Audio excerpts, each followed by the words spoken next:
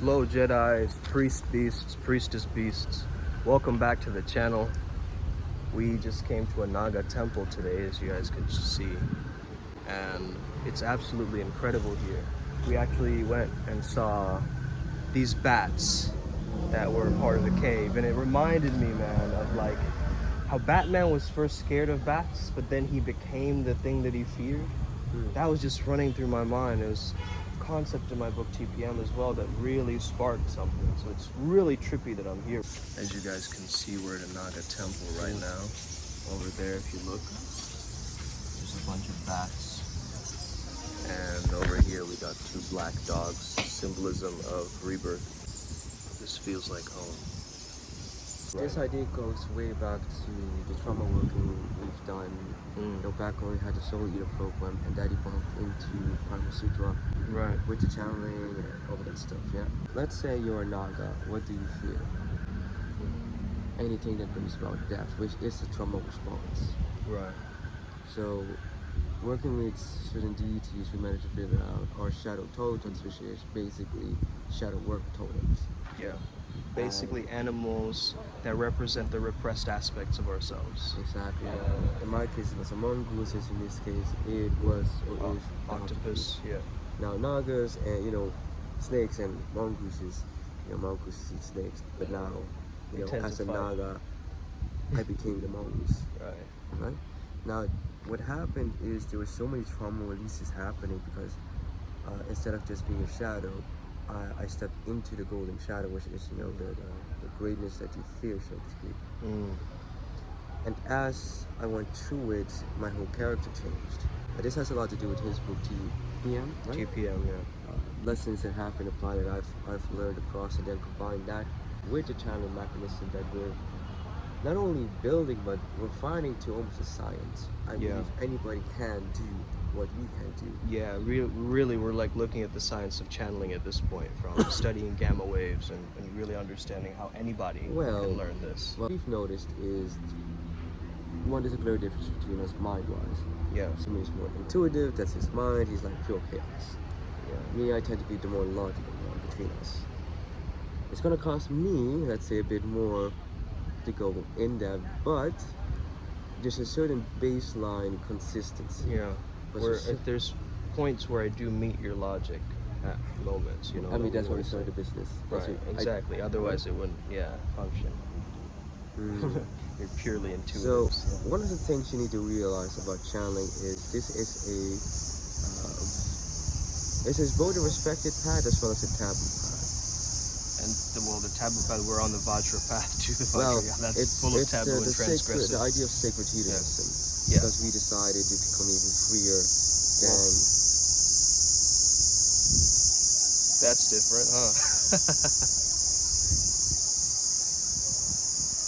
Wow, that's loud. Yeah. Anyway, we're gonna go up this mountain right now. So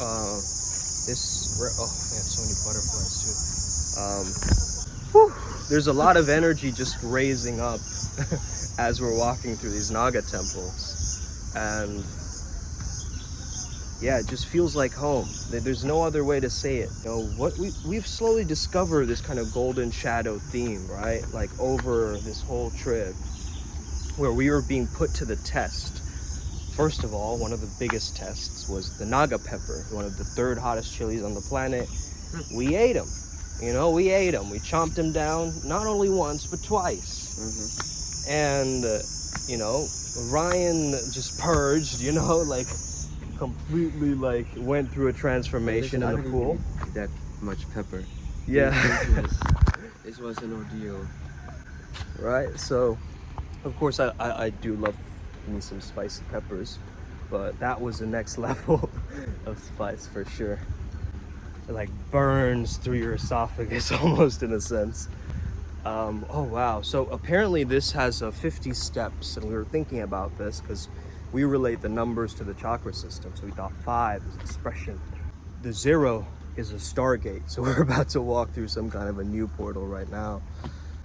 How do we come to this understanding that we were Nagas, man? I think it happened a while back when we were exploring the whole Makara theme in that time, and then we came across that whole idea of Nagas, that the Nagas are these serpentine creatures, you know, very magnetic, usually very attractive as well. Not trying to toot my own horn, but you know what I'm saying, like, they are. It's also about learning about, like, what was the story behind it, because the Garudas and the Nagas were actually family, according to the guide. Our families, right? So whatever feud they have, it's like a sibling rivalry, as we, you know, well, it's a bit of a tough one, because basically two sisters held the bet, the Garuda sister lost, basically became a slave for the Naga sister. Yeah. And you know how that goes. The Garudas made a plea with the Nagas. The Nagas said, fine, we'll lawyer up. We'll lawyer up. And we'll free your mom, but for that we want the elixir of life. Immortality. Immortality, right. Yeah. And now, here's where the funny part happens. So after either the Mahabharata or some other war, the Garuda managed to capture the immortality potion, and instead of giving it to the the Nagas, he throws it to the ground for the Nagas to, you know, basically lick up. And the Nagas don't really care. They said, go for it. That's why they have, you know, the split tongues. That's that explanation. Yeah. But the pettiness didn't end there, of course. But you'll find it in a later episode. Right. Yeah, that's the thing, right, guys? So the thing about it is, like, a lot of Christian beliefs believe that this snake is, like, associated with pure evil and, you know, darkness. Here, every tree that basically doesn't want to be cut down, or sacred tree, is covered with black and white. Black being the lower levels of consciousness, and white being the higher levels of consciousness. So heaven and earth, yin and yang, whatever you want to call it, right? Notice that. Hello, sir. I'm just chopping some trees over there. Some of these trees, they're covered with this black and white, almost like a checkerboard, right?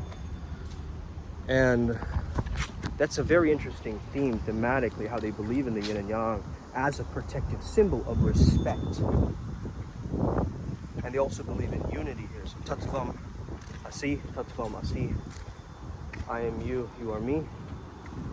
We are one. Is a very big theme here.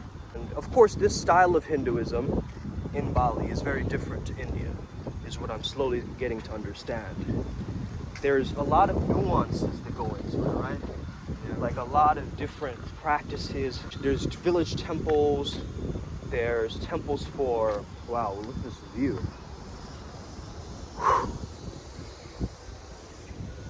Unreal. Tapped into the zone right now.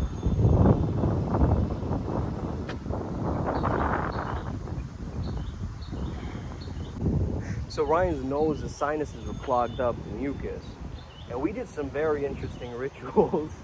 And slowly now he's starting to feel better, which is really cool. One consequence that you need to be aware of when doing our style of spiritual work is there might be recoil. Like, the bigger the gun, recoil, yeah. You see the recoil. And that's why we're from Jitters very health focused, because the healthier you are, the more physically active you are, the more you tend to be able to handle it. That's why you gotta get swole, son. Yeah, that's why we have the priest archetype, the savage saint, savage shaman. Yeah.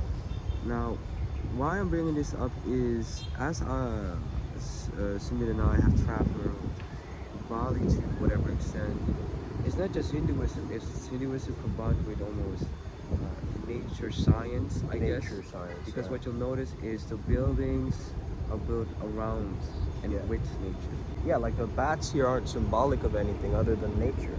They represent nature, they are nature. And what is nature but chaos? And chaos is crisis, and crisis is opportunity. And opportunity is in a form infinite energy, and infinite energy is Shakti. Right. I guess. Going, yeah, that's a rabbit hole. At least that's how our brain works, you know what I'm saying? Alright, so let's go check this out. Apparently if we do some kind of yoga or meditation up here, we're gonna get some massive downloads. So I think that's what we're gonna do for a little bit. We'll catch up with you guys later. This is almost one of our final days in Bali. This is and the final day this of is Bali. basically our final day, so we're gonna miss this place, man. We miss Joey, who's you know, left us yesterday. He left us with an amazing testimonial. Check this out right now. I'll go into the testimonial and the video. Have an incredible day. Catch the recordings of the event. Let's get it. Upward Spiral Gang. All right, guys. Primal Sutra event, Life Lightning is complete. Joey here is heading back to the U.S. How was it, brother? Well, it's been a beautiful time so far, man. I mean, 2 weeks of exploring this island, learning so many different new things, first time experiences. It's been a hell of an up and down ride this whole time. Anybody who hasn't been to Bali needs to experience it at least once in their life. It's been an absolute pleasure working with these two gentlemen next to me, hanging out as friends and working with them as mentors and getting to know them a little bit better, and everything that this island's had to offer with the two of us. It's been, well, you would have had to have been here to experience it. Exactly. You really would have. The Primal Sutra event was amazing. So much in-depth information, so many different perspectives that I would not have seen had I not been shown it from these two.